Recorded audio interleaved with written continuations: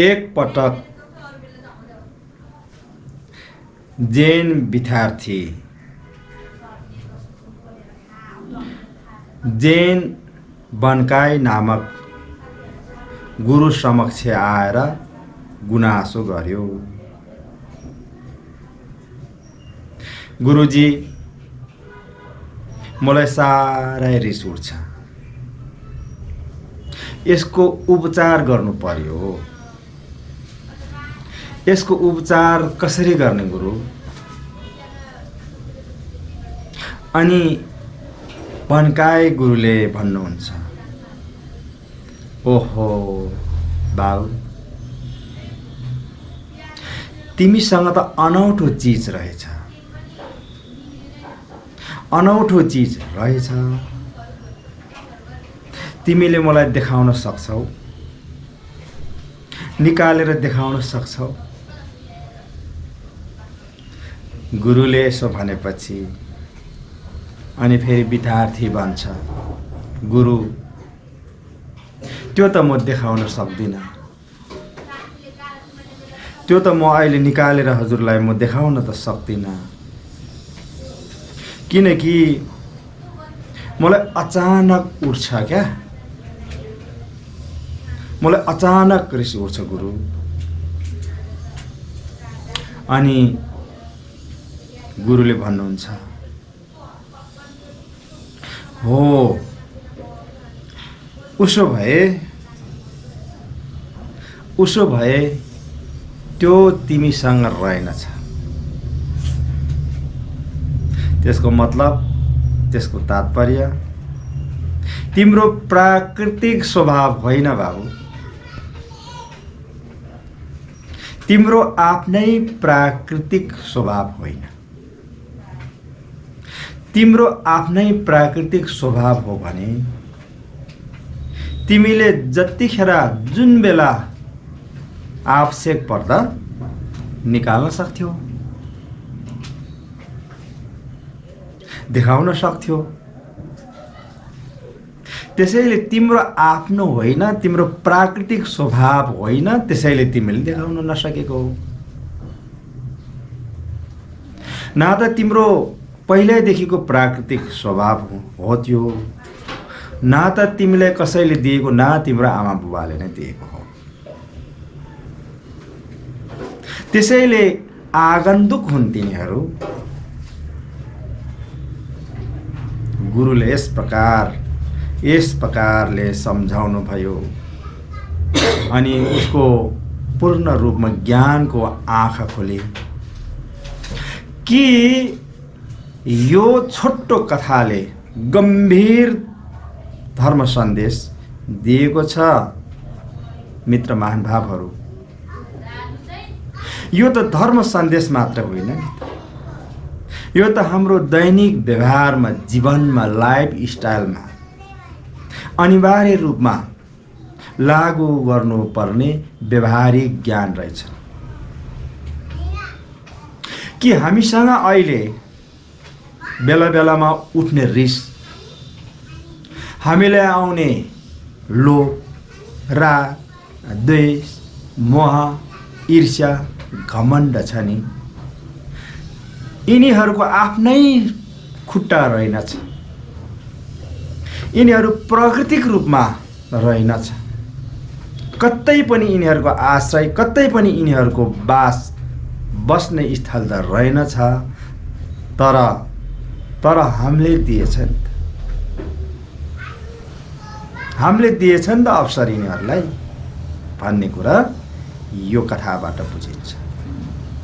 जसरी त्यो रिसको प्राकृतिक रूपमा आफ्नो कुनै पनि स्वभाव छैन, त्यो आगन्तुक थिए, उसको आफ्नै स्वभाव भए उसले देखाउन सक्नु पर्थ्यो चाहिने बेला, त्यसैले उनले देखाउन सकेन, किनकि त्यो आफूसँग थिएन, आफ्नो होइन। होइन, त्यसैले लोभ पनि त्यस्तै बुझ्नुपर्छ, राग पनि त्यस्तै बुझ्नुपर्छ, ईर्ष्या घमण्ड पनि त्यस्तै बुझ्नुपर्छ। हो, यी समग्र यी तत्त्वहरूलाई भगवान बुद्धले क्लेश भन्नुभएको छ। भगवानको भाषामा यसलाई क्लेश भनिन्छ, क्लेशित भनिन्छ। क्लेशित भनेको आगन्तुक हो। आगन्तुक भनेको बाहिरबाट आउने पाहुना जस्तो मात्रै, क्षणिक मात्रै, स्थायी रूपमा बस्न सक्दैन। त्यसको मतलब त्यो तपाईको आफ्नो होइन, त्यो तपाईको आफ्नो प्राकृतिक स्वभाव होइन। त्यो हामीले त्यसलाई आफ्नो ठान्यौं, हामीले त्यसलाई आश्रय स्थल दियौं र त्यसको आठमा उसले खुट्टा टेकेर भदभुङ्ग लथलिङ्ग बनायो। भएको यही हो यो संसारमा अनिष्ट, युद्ध, लडाई, हत्या, हिंसा, लोभ, पाप, रिस, दाह आदि आदि। यो सबै यी कुरालाई नबुझ्नाले गर्दा, यी आगन्तुक क्षणिक चिजले गर्दाखेरि यत्रो अशान्ति मचाइरहेका रहेछौ, यस्तो अशान्तिको तहल्का पिटिरहेका रहेछौ यी चिजहरूले। हो, यसलाई बुझ्यो भने मित्रहरू, यसलाई बुझ्यो भने वास्तवमै आन्तरिकदेखि नै शान्ति सुरु हुनेछ।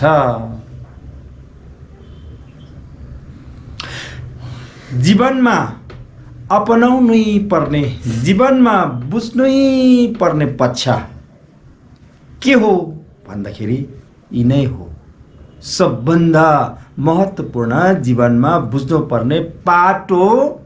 यदि जीवनमा शान्ति चाहन्छ भने, यदि यो जीवनमा सुखी भाग्य भविष्य चाहन्छ भने र अन्तिममा इन्लाइटिन बोधि ज्ञान प्राप्त चाहन्छ भने, परम सुख निर्वाण चाहन्छन् भने यी कुरालाई अहिले नै देखि बुझेर तपाईँ हामीले यो कुराको स्रोत पत्ता लगाइसकेपछि यसलाई जडै उखेलेर फ्याँक्न सक्नुपर्छ।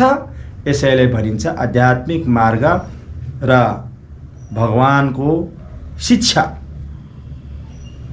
र उपचार, दुःखको उपचार। अब यी कथाबाट हामीले धेरै कुरा बुझ्छौँ कि हाम्रो आफ्नै प्राकृतिक स्वभावमा,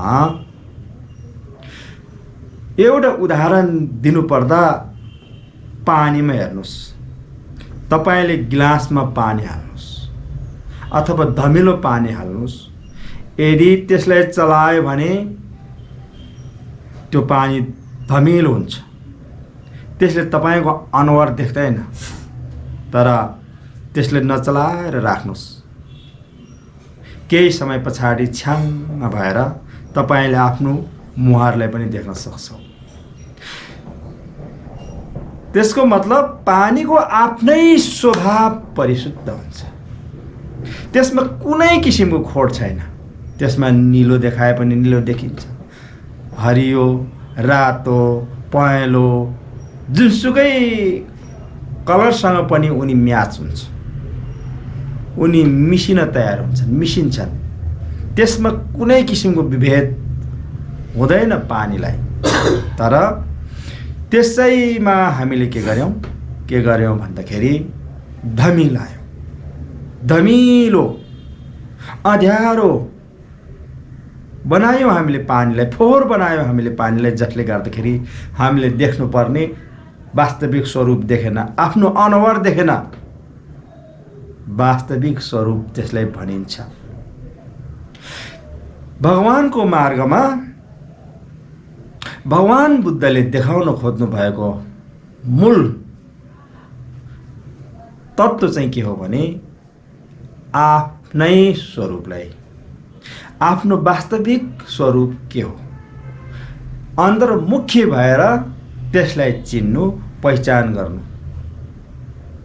जबसम्म तपाईले आफूले आफैलाई पहिचान गर्न सक्नुहुन्न, चिन्न सक्नुहुन्छ, तबसम्म तपाई असली रूप पाउनु हुने छैन। जहिले पनि कृत्रिम रूपमा तपाई अल्झिनु हुनेछ। कृत्रिम मात्रै, संसारको हर चीजहरू कृत्रिम नै हुन्, सबै क्लेशबाट बनेका हुन्। त्यो भनेको बौद्ध शब्दमा भन्नुपर्दा, बौद्ध भाषामा भन्नुपर्दा परिकल्पना। हाम्रो सामान्य व्यवहारमा भन्नुपर्दा विचार। सम्पूर्ण डर, सम्पूर्ण समस्याहरूको मूल स्रोत परिकल्पना हो अथवा विकल्पना हो, विचार हो। सबै क्लेश चाहिँ ती विचारबाट उत्पन्न हुन्छ। भया, तरास, लोभ, ईर्ष्या, घमण्डी, रिसराग, दुःख, दौर्मणस्या, यी फजुल सारा संसारका यी प्रपञ्चहरू सबै तपाईको ती विचारबाट उत्पन्न हुन्छ, ती परिकल्पनाबाट उत्पन्न हुन्छ। त्यसैले भगवानले बताउनु भएको छ यो सबै परिकल्पना मात्रै हो। यो संसार परिकल्पनाबाट तय भएको हो, निर्माण भएको हो, खडा गरेका हो। त्यसलाई आरोपित भनेर भन्नुपर्छ, प्रज्ञप्ति भनेर भन्नुपर्छ।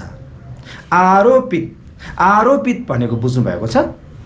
आरोपित भनेको नभएको कुरालाई साँच्चै भनेर भन्ठान्नु, लिनु। आरोप गरेर त्यसलाई साँच्चै भनेर पकड्नु हो। यो सबै आरोपित मात्रै हो, आरोपित मात्रै हो। त्यो आरोपितलाई नै वास्तवमा क्लेश भनिन्छ। क्लेश, क्लेशित, जस्ताका तस्तै देख्नु पर्थ्यो, त्यो जस्ताका तस्तैलाई यथावत र यावत भनिन्छ। त्यस ढङ्गले हेर्न नसकेपछि सबै वस्तुप्रति हामी के भयो? आरोपित हुँदै सबै वस्तुप्रति अट्याचमेन्ट हुँदै गए। त्यो वस्तुहरूलाई वास्तविक छन्, सत्तासिद्ध छन् भनेर हामीले त्यसलाई बलियोसँग पकड्दै गयौँ र अनि भड्किँदै गयौँ। हामी भ्रान्तितर्फ नराम्ररी फस्दै गयौँ। त्यसैले गर्दा यी कुराहरूबाट मुक्त हुनको निम्ति भगवानले तपाईको सोचाइ, तपाईको हेराइ यस्तो हुनुपर्छ भनेर सिकाउनु भयो। त्यसैले भनिन्छ बौद्ध दर्शन, त्यसैले भनिन्छ बौद्ध शिक्षा। आज आएर बौद्ध शिक्षा सारा संसार मानव जातिकै निम्ति, प्राणीहरूकै निम्ति अचूक औषधि बनेको छ। किनकि अन्धविश्वासमा आधारित कुनै पनि शब्द उच्चारण गर्नु भएन भगवानले। अन्धविश्वास जसलाई हाम्रो धार्मिक भाषामा मिथ्या दृष्टि भनिन्छ। मिथ्या दृष्टि अनात्मालाई आत्मा ठान्नु, अनित्यलाई नित्य ठान्नु र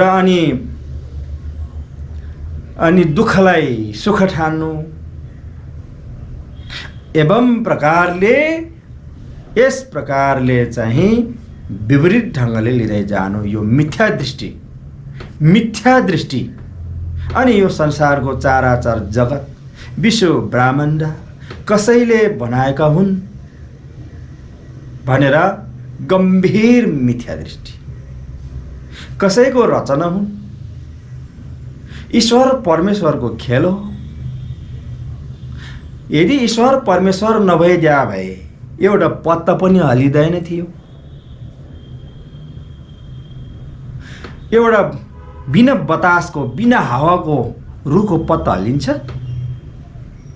त्यसैले बिना ईश्वर, बिना परमेश्वरको यो संसारको सृष्टि हुन्छ। हामीहरूको जन्म हुन्छौँ। जङ्गलको रुखको काँडा कसले तिखारेको त्यत्तिकै तिखो हुन्छ, त्यत्तिकै तिखो हुन्छ। त्यसैले गर्दाखेरि यो संसार कुनै ईश्वर परमेश्वरबाट सञ्चालित छैन भन्ने कुरा हामीले बुझ्नु जरुरी छ। बौद्ध मार्गमा यस्ता कुराहरूलाई, यस्ता दृष्टान्त, यस्ता विचारहरूलाई चाहिँ मिथ्या विचार भनिन्छ। जबसम्म मिथ्या विचार रहन्छ तबसम्म तपाईँ मोक्ष पाउनुहुने छैन। बोधिचार्य अवतार नामक ग्रन्थको 9औं परिच्छेदमा बताएको छ, ईश्वर परमेश्वरको बारेमा विस्तृत ढङ्गले त्यहाँ केलाइएको पाइन्छ। आचार्य शान्तिदेवले भगवान बुद्धकै वचनलाई उहाँले पुनर्व्याख्या गरेर त्यहाँ विस्तृत ढङ्गले केलाइएको छ, ईश्वर परमेश्वर कहाँ हुनुहुन्छ, उहाँ उत्पन्न भएको बेला, उहाँ हुने बेला यो संसारमा देश काल थियो कि थिएन? देश काल थिएन भने त त्यतिखेर सबभन्दा पहिला भन्ने पनि हुने भएन। यदि सबभन्दा पहिला भन्ने भएन भने हिजोको हिजो हिजोको हिजो हिजोको हिजो हिजोको हिजो भन्ने छ नि, त्यो टुङ्गिनु पर्ने हुनुपर्छ। हिजोको हिजो हिजोको हिजो हिजोको हिजो भन्ने टुङ्गिनु पर्छ, परन्तु त्यो त कहिले पनि टुङ्गिन सक्दैन, कहिले पनि टुङ्गिएको हुँदैन। जब त्यो टुङ्गिँदैन तब तपाईँको अतीत सबभन्दा पहिला आदि भन्ने तपाईँले पाउनुहुने छैन। आदि भन्ने नपाएपछि आदि ईश्वर त आदि मानिन्छ, परमेश्वर त आदि मानिन्छ। उहाँले सृष्टि गरिएको संसारलाई, यो 4 महाभूतलाई भनेर मानिन्छ, तर ती मान्यता भङ्ग हुनेछ।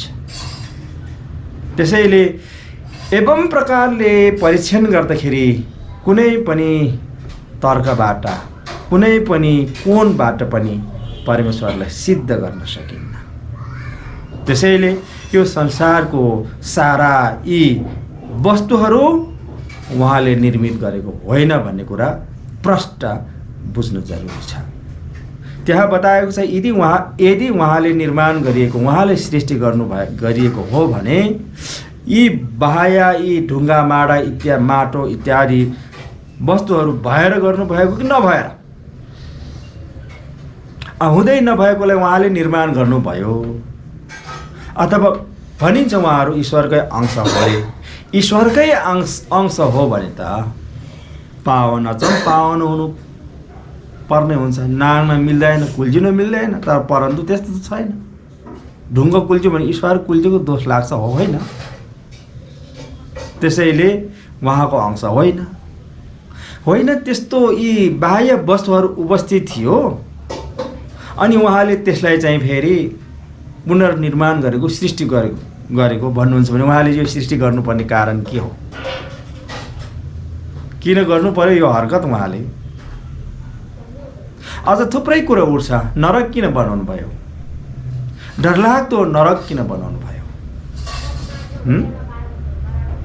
कसको लागि नरक? यदि यी प्राणीहरूको आफ्नै कर्मको फल भोगाउनको निम्ति एउटा नरक निर्माण गर्नुभयो होला भने पनि पार लाउने छैन। उनीहरूको आफ्नै कर्मले आफ्नो कर्मको फल भोग्छ भनेदेखि उहाँले नरक निर्माण गर्नुपर्ने के आवश्यक? उसले कर्म राम्रो गरे ऊ राम्रो ठाउँमा जन्मिन्छ, स्वर्गमा जन्मिन्छ, नराम्रो कर्म गरे नरकमा जन्मिन्छ भन्ने कुरो त्यतिकै सिद्ध भइहाल्यो। बनाउनु पर्ने जरुरी देखेन।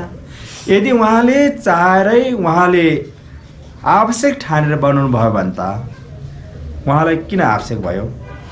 यी निर्दय प्राणीहरूलाई त्यो नराम्रा डरलाग्दा नरकमा नरकीय पीडा भोग्नको लागि अथवा भोगाउनको लागि उहाँलाई के आवश्यक? त्यो त उसको कर्मले हो। भोग्ने, नरकको पीडा भोग्ने या अथवा स्वर्गको सुख भोग्ने, उपभोग गर्ने त उसको आफ्नो कर्मले तय गर्ने कुरा हो। उहाँ परमेश्वरलाई के को चिन्ता? त्यसैले गर्दा यो भ्रम मात्रै हो मित्र। स्पष्ट बताएको छ कि यो सबै भ्रम हो। यो भ्रमको खेती मात्रै हो। यो हामी जस्तो सोझो साझको लागि भ्रम मात्रै हो। कसैले बनाइदियो, कसैको रचना हो भनेको भ्रम मात्रै हो। यदि यो कुराले तपाईँ डिसिप्लिनमा हुन्छ, तपाईँले नराम्रो कर्म छोड्छ, तपाईँ सजग हुन्छ, तपाईँ सुध्रिन्छ भन्ने त अर्कै कुरा हो। जुन कुरा भारतमा महात्मा गान्धीले गर्नुभयो, डाक्टर राधाकृष्ण स्वामीले गर्नुभयो, ईश्वर तेरा अल्लाह नाम, हिन्दू र मुस्लिम क्रिस्चियनको ठुलो झगडा पर्दा यसरी मिलाउनु भयो त। ईश्वर तेरा अल्लाह नाम, ईश्वर भन्नु, अल्लाह भन्नु, बुद्ध भन्नु, परमेश्वर भन्नु एउटै हो। यो त मिलाउनको लागि भन्नुभएको, यो त समाजमा मिलाउनको लागि भन्नुभएको हो। यो अर्कै परिप्रेक्ष्य हो। यदि तपाईँले यस प्रकारले मेलमिलाप आउँछ भने एउटै छ, सबै धर्महरू एउटै हो, हाम्रो वास्तवमा पुग्ने गन्तव्य स्थान एउटै हो भनेर भन्दा केही फरक त पर्दैन। परन्तु यो कुरा त तपाईँले सत्यको दर्शन गर्ने भन्ने सवालमा उठेको सवाल हो। सत्यको दर्शन,